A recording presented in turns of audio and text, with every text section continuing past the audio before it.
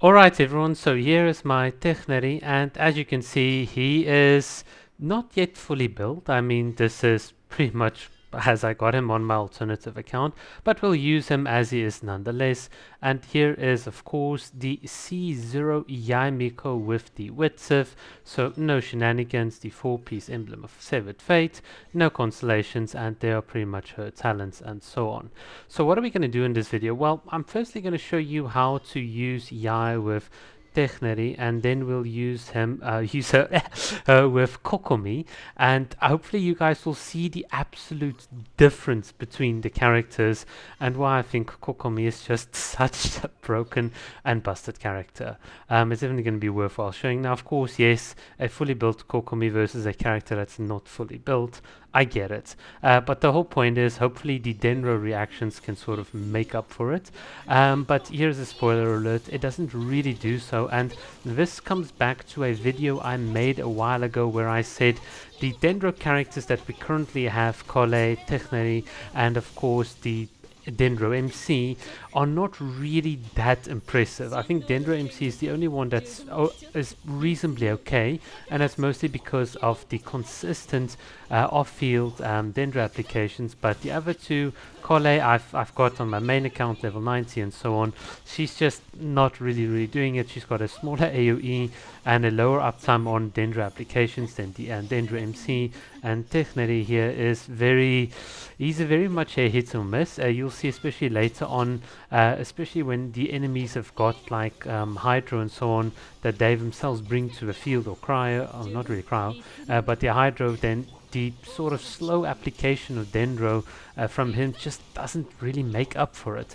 And this is like my biggest complaint about the character. It's not necessarily about power level and so on, but what else does he bring? And this should hopefully be extremely clear in this video and so on. But yeah, here you can see the first floor pretty straightforward, nothing too big or wow. Slightly slow for an F2P team, but that's sort of what it is. Now this floor here is quite tricky because of the fact that the enemies can really take us out very easily. You've got these random little bubbles going off in the background and so on. And another thing is there's a bit of Hydro applied to the enemies as well, which can eat away at your Dendro aura. This is the big problem with Technery that I sort of pointed out. He does not apply enough Dendro, or consistently enough, and this is sort of leads you to this awkward position where you have to make sure he's got, or the enemy's got the Dendro aura applied, otherwise your Yae Miko cannot take like full advantage from her elemental burst and so on. Now, the other big thing that I've seen like in my little practice runs and playing this floor a couple of times and so on, is that it is so easy. It doesn't look like it now, but it is actually so easy for your entire team to just accidentally walk into a bubble. You're like zipping all around with Yae Miko, and then suddenly a bubble pops up just like that. If you just saw there on Technery himself, he just took a bit of damage, and it just happened so quickly, so passively.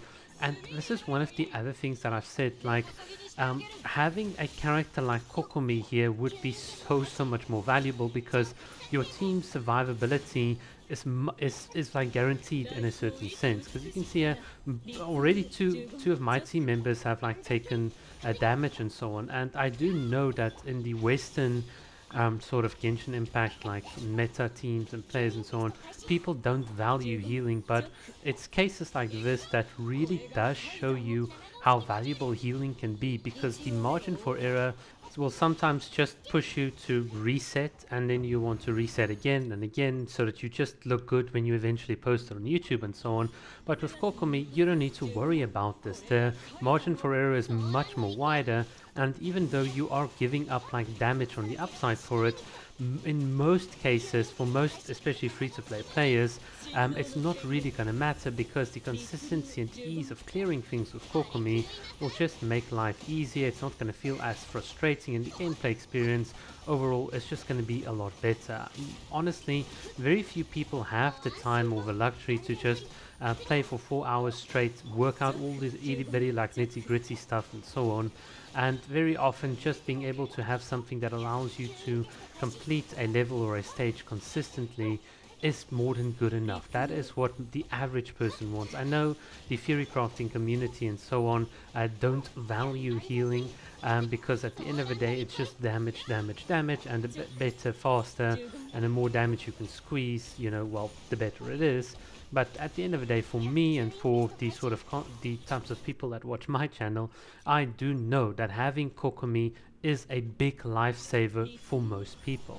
And as you'll now see here in the background, it's just going to be so easy with Kokomi. She can tank hits, she can lose out her elemental burst even. It's not the end of the world. You'll see it's just going to be so comfortable. I don't need to worry about ensuring my Yae Miko is actually going to get to sync up with Dendro. All I'm doing is I'm just sort of attacking, and even at this stage, if I had lost health on Yae Miko, if I had lost health on Beta or whatever, my Kokomi would be able to take care of it. Her jellyfish literally pops all of the bubbles in the background, and that's also like a big thing, so I'm not accidentally gonna lose any health. And this is just what makes her so good. There's just so much utility packed in the character. And yeah, if you're in trouble, well, you've got double the health pool that an ordinary character has, so your team is gonna survive. That's just what makes her so good. I just absolutely love Kokomi for how much utility she brings, even though the upside is a bit limited. But honestly, I'd rather take that trade, because Kokomi is not supposed to be doing the bulk of the damage. That is the shared job of Yae Miko and Beidou, and then Sucrose, of course, just helping to spread that Electro around very evenly. But as you can see here, my team is pretty much full. There's nothing difficult here. We're not struggling in any way, and we cleared everything so easily and so smoothly. So I don't know what else to tell you guys. I mean, Kokomi, great character. Yae Miko at C0, absolutely great character. Do we need better Dendro characters? Yes, we do. I don't have Dendro MC built on this account, otherwise I would have shown it. But even then, it's just so much more comfortable and consistent with Kokomi. Alright guys, thanks for watching. Cheers.